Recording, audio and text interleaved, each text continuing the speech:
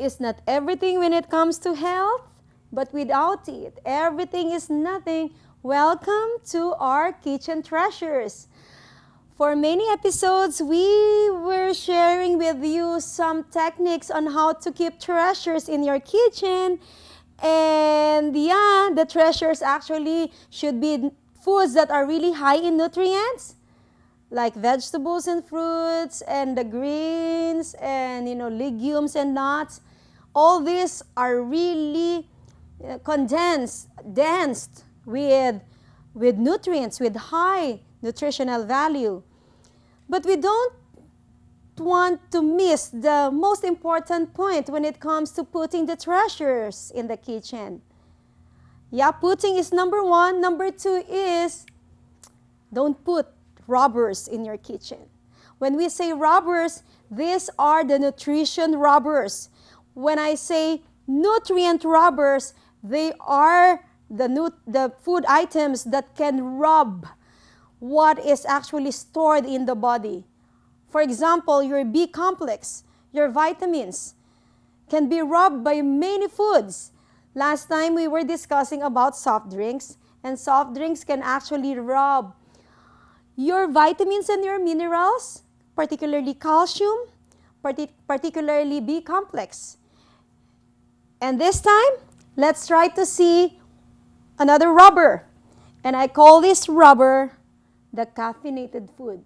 Caffeine. When we say caffeine, these are actually robbers. It can rob many of our nutrients. Now, when I say caffeinated foods, this can be soft drinks again. This can be the teas or chocolates maybe, or maybe some of the beverages.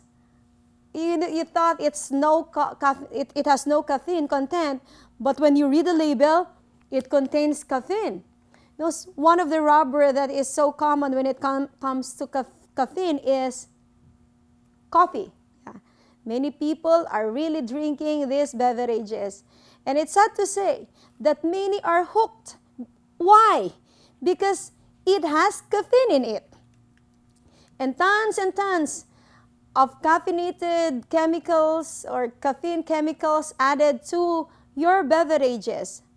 Why is caffeine so popular? Because people, they can feel good after drinking coffee, and then later on they say it is an instant energy. But later on, you know what? It has a letdown effect. After drinking, maybe you are so tired, you cannot sleep good, and that is actually so sad when it comes to prevention of diseases. That can remove, decrease your capacity actually to protect yourself. And then later on, your immune system will go down. Now, let's try to see. You know what? Caffeine actually is the relative, it is the relative of nicotine and cocaine when it comes to addiction. It has an addictive effect. According to one study done, it is a study on the spider, and they have discovered that by just 2 glasses of coffee, it can alter the mood and the behavior of a person. Actually, they started with the spider. They tried to get the spider, and then you measure the proportion of the body of the spider to comparing it to man, and then it's just like so close to 2 cups of coffee for men, and then the very little amount of that coffee to the spider. And then discovered that, wow, what happened to the spider? The spider, supposedly, and the common spider, a healthy spider can actually, can knit a perfect web. Perfect as in symmetry, perfect symmetry, and all this. It's really an engineered web. But you know what? The spider, after injecting the caffeine content of just 2 glasses of water equal to man, you can see the web. Try to see in our slide right now, you can see that the web is really distorted. Look at the distortion that, this caffeine can, can give to the brain of the spider. And in fact, after 48 hours, still look at the slide and you can see that the web is still distorted. And you know what? The web was able to, become again beautiful after 98 hours. So for us, maybe we don't need the web, right? But for some of you, sometimes some of the emotional thing or some of your behaviors are very much affected with the shape of the shape of our life, because we are tired. Now, the reason why many people are drinking coffee because they want to be awake. And the body is actually asking for rest. And here comes a cup of coffee. And then later on, you become alert again. You become awake again. And you continue your work. You continue your activity. And finally, after that, you become so tired. And later on, it can lead to depression. And that can actually lead to many behavioral, not so good behavioral reaction from those people who are drinking lots and lots of coffee. And then later on, it is obvious that you cannot have good sleep if you're really addict to coffee. Okay? The sleep is very much affected. And later on, you feel so tired and so depressed. Now, what is actually the physical impact of caffeine? Some of you might think, oh, is there really a physical impact when it comes to taking in this caffeinated food? Yes, there is. Number one is your stomach is very much affected. It can irritate the lining of your stomach. Later on, it can lead to so many irritations. And let's take, for example, a cup of coffee. Okay, just a cup of coffee. Because some of you might be saying, oh, anyway, it's just a cup. Never mind, it's just so little. Just a cup of coffee. You know what? A cup of coffee can increase your risk for stomach, kidney, lung, rectal, esophageal cancer. Just a cup of coffee. Just a cup of regular coffee.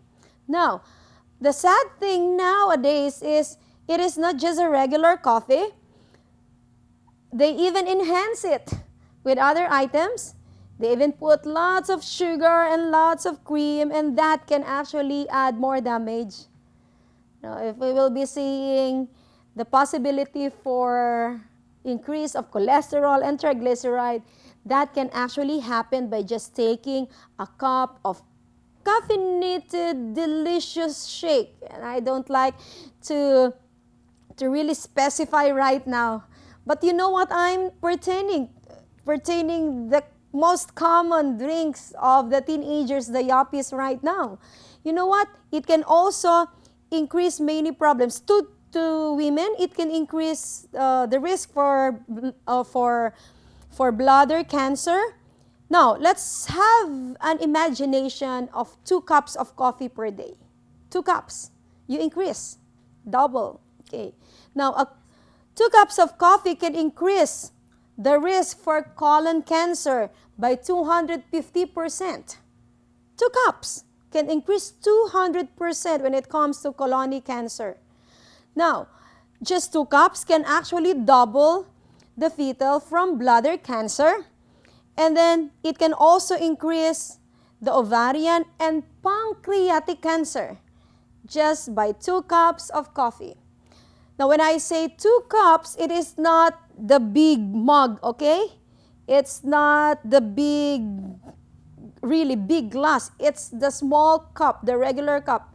A regular cup can have 8 ounces, the small one. So many people, they don't use the small cup and they drink the big mug. Can you now see the common mugs in the shopping center? It's really huge, huh? So maybe that can give you 2 cups or maybe 1.5 cups of fluid. Okay. Now, if you increase your caffeinated drink, that can also increase the possibility for hypertension. That's the reason why many people are becoming hypertensive right now. It's not only from food, but it can be from caffeine, okay, from caffeinated foods. Now, let's imagine 5 glasses or 5 cups of coffee. 5. Okay. So maybe you have it in morning and lunch and middays. You have 5 cups of coffee. You know what happened? You can increase your risk for heart disease by 300%. 300%? Wow, that's too huge, huh? There's a reason why many people right now have heart disease, because they don't drink water anymore and they substitute coffee for water. Okay. They thought that, it's just equal to water. They're not equal. Okay. They're not equal, and coffee can actually give you a problem. Now, if you don't believe me, you believe to your doctors, okay? If you're sick, the doctors would tell you stop drinking coffee. If you're sick, hypertensive maybe, or if you have heart disease, and you would be hearing doctors saying, hey, you have to stop your coffee drinking. Definitely, that's not good for you. Now, those of you who are really smart enough, you want prevention, huh? So don't wait for sickness before the doctor would stop you drinking coffee. You have to stop it right now while you are still healthy. And when you do that, you are now entering to a smarter plan. Now, caffeine also may increase the risk of heart rate. It can also cause irregularity of beats. And then it can also increase your cholesterol. And it can also accelerate blood clotting. So we don't want this to happen to our heart. Now, pregnant mothers, I'm warning you, caffeine is not good for you, especially for the baby. Just 3 cups of coffee, it doubles your risk for miscarriage. There are some mothers who were trying to ask some help.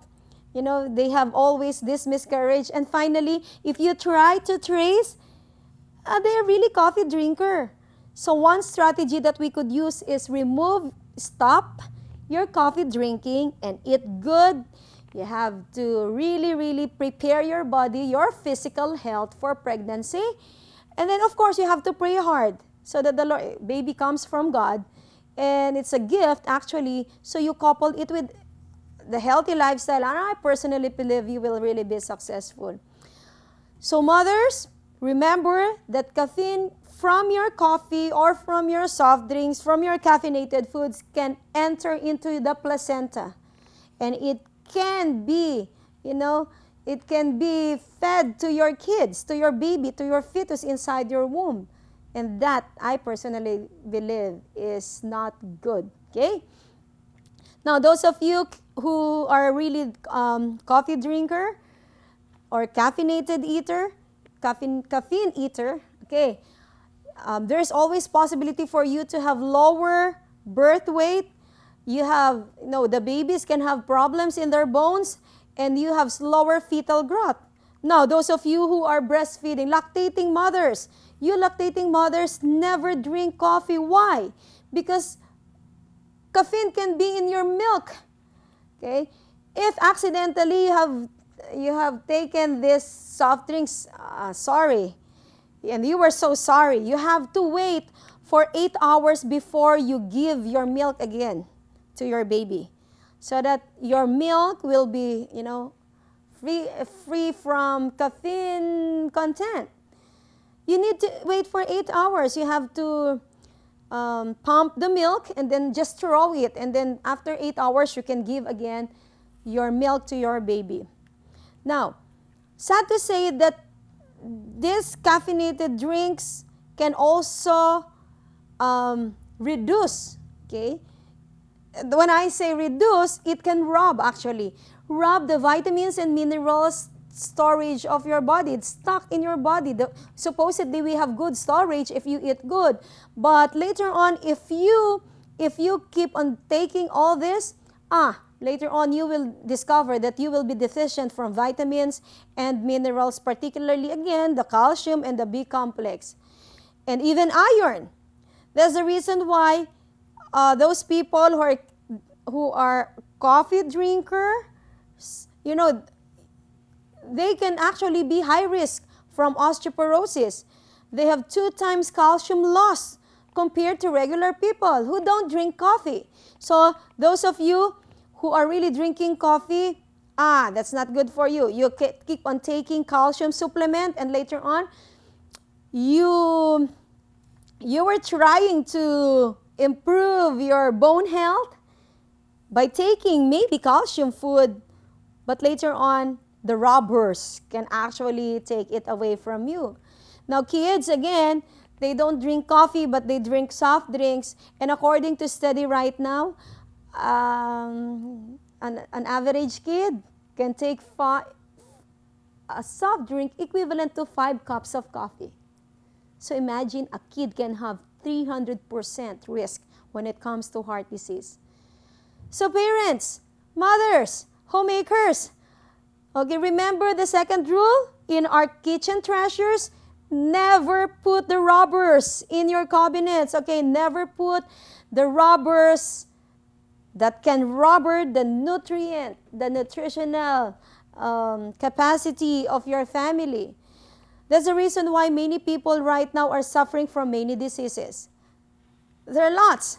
Osteoporosis, heart disease, cancer, diabetes, even simple infectious diseases, inflammation, and you would really be surprised. It is because of the rubbers that you put in your kitchen. And later on, you will come to realize that, hey, how come I don't want to drink coffee anymore and still I'm addicted to it? I'm already hooked to it.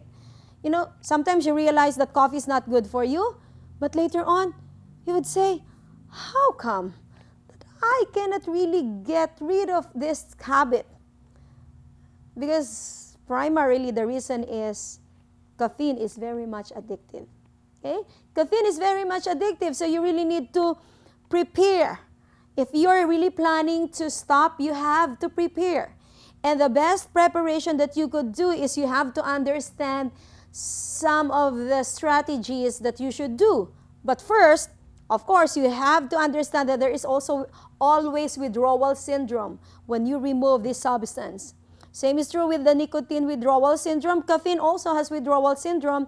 So you have to be very, very prepared when it comes to preparation. You have to set dates. I have to stop here and I have to prepare. I have to be ready for that withdrawal syndrome. And obviously, the withdrawal syndrome sometimes can be headache or dizziness or fatigue, or you have anxiety, you have nervousness, you have palpitation for some people. And you have to be prepared. But anyway, don't worry, because don't give up, because symptoms improve after 36 hours. So meaning that is 1.5 days, maybe 2 days. Yeah, you're free after 2 days. So you just prepare. I would rather suggest that when you do this on a weekend, okay? So that you have time to prepare, you have time to rest, and you have time to relax. And when you do that, okay, don't do that on the regular days, okay? Because when you do that on the regular days, you have also your regular activities and sometimes you are under pressure. Don't do that. Okay, do that on a weekend with the help, of course, of your family members. Now, here are some 7 steps that we could use for quitting caffeine, okay? Coffee particularly. Number 1, you have to go hot shower. Hot shower can actually improve the immune system. Hot shower, and then the last water should be the tap water, okay? Don't end it with hot water, okay? You have to close your openings in your skin, and you have to pour tap water, maybe the last tabo or the last shower, last minute, okay? Number 2 that we could use is eat a very good breakfast, because you really need to nourish the body early part of the day, and when you do that, you will be able to have the strength and you have the good amount of blood sugar in your bloodstream, and you will not experience, hypoglycemia and hyperglycemia. A good breakfast can actually establish good blood sugar. Now, you have to remove also some of the vices around, like cigarette and coffee.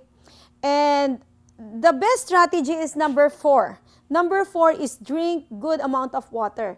For some of you who have a hard time in drinking water, I have one strategy for you. this is actually your water. By the way, last time we were discussing the 10 glasses or 8 glasses of water, and this is actually the value. But if you want really to improve the taste, you can drop lemon or calamansi or a lime. Yeah. Dayap or dalanghita, because you can have extra flavor in your water, and that can actually encourage you to drink a lot. Okay? It's a substitute, the best substitute to the popular drinks right now. You know, have you seen around the commercial drinks, they put little flavor? Okay. So if you will be putting little flavor in your drink, that can actually improve the smell and the flavor and the taste. And I personally believe you will really continue drinking. Or sometimes you can slice some, a piece maybe or 2 pieces of strawberry just for happiness. You know, it becomes so beautiful. It's just like a lady without makeup maybe, or a lady with a very putting lime and lemon. Is just a lady dressing beautiful clothes. Okay, so here comes the strategy. Or sometimes you can put slice of grapes, and the grapes are floating. Most common is just you buy the regular orange, the common orange, sankis maybe, and you slice few slices of it and then drop it here in your pitcher, and that can actually encourage you to drink a lot. And if you have yung good container, that can actually add beauty. Now, the 5th step is also important. We call it keep herb teas nearby. When I say keep herb teas, these are caffeine-free herb teas. Okay, there are lots of herb teas right now available in the supermarket, in the grocery store, that contain no caffeine. So take and buy all this. Now, some of you who don't have money really to buy the imported caffeine-free teas, you can have your indigenous vegetables. You can boil your malunggay and then get the it becomes green, right? And that can actually be your herb tea. You can even sometimes boil corn silk tea, buhok ng mais, and boil it, and that becomes your tea. It's caffeine-free. You can also have some of your vegetables around. Yung saluyot is good, okay? Saluyot can also be a tea. Talbos ng kamote can also be a tea. All you have to do is just boil the vegetable, and that can actually serve as substitute for your desire to drink coffee. Okay, number 6 is also important. You have exercise. Exercise can actually help you in the withdrawal syndrome. Exercise can actually improve the circulation, and later on, it is the best detoxification. Okay? And number 7, which is the best and the most important strategy when it comes to addiction, this is, I personally believe this is the most powerful, and you have to put in more on this strategy. I call that trust in the divine power. You pray hard. Lord, please remove the desire from this coffee. Lord, please, I need cleansing this time. I need detoxification from caffeine. Please help me. And I personally believe if you do that, after 36 hours, after maybe 2 days, you will be free at last from your caffeinated drinks. So friends, thank you very much for watching us. And I personally believe you have gained a lot today. Remember that good food is not only the thing when it comes to good health. And you have to really put treasure in your kitchens. Thank you very much for watching us. God bless us all.